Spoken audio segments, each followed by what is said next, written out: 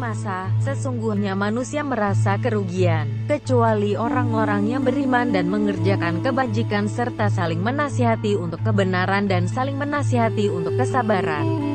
Al-Asr 1-3. Keadaan manusia di dunia merupakan hal yang merugikan bagi dirinya, kecuali orang-orang yang melakukan hal-hal baik, beriman dan beramal soleh.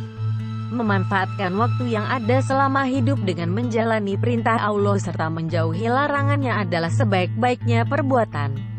Namun, Allah juga menyerukan hambanya untuk tetap berusaha dan berikhtiar dalam menjaga serta bertahan untuk hidup. Termasuk di dalamnya menjaga kesehatan. Dari Ibnu Abbas radhiyallahu anhu, Rasulullah shallallahu alaihi wasallam pernah menasehati seseorang. Manfaatkanlah 5 perkara sebelum 5 perkara. 1. Waktu mudamu sebelum datang waktu tuamu. 2. Waktu sehatmu sebelum datang waktu sakitmu. 3. Masa kayamu sebelum datang masa kefakiranmu.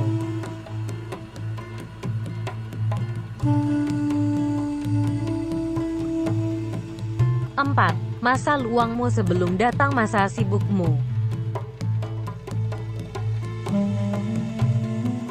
5. Hidupmu sebelum datang matimu. Muda sebelum tua.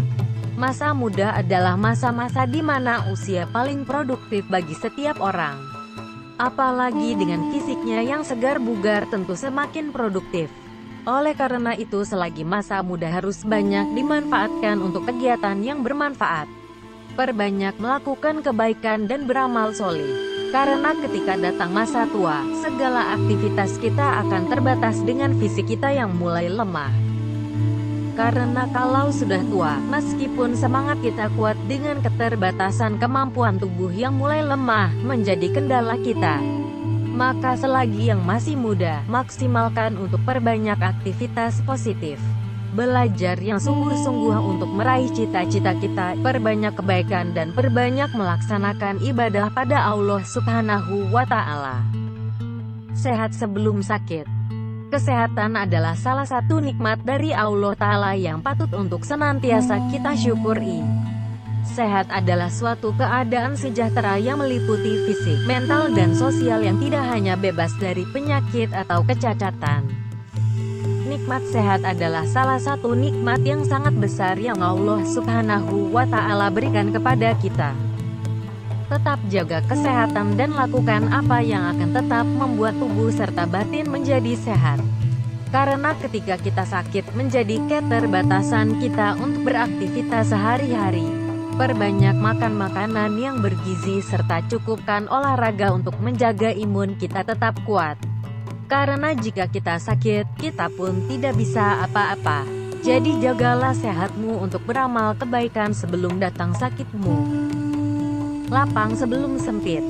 Waktu luang sangat berharga. Ketika kita disibukkan dengan hal pekerjaan misalnya, tentu kita akan mengesampingkan segala urusan lain seperti keluarga, teman dan hal lainnya hingga pekerjaan kita selesai. Bahkan terkadang terlalu sibuk dengan pekerjaannya hingga tidak ada waktu sama sekali untuk sekedar menunaikan kewajiban beribadah. Maka selagi kita punya waktu luang, semaksimal mungkin manfaatkan waktu luang tersebut untuk aktivitas yang bermanfaat.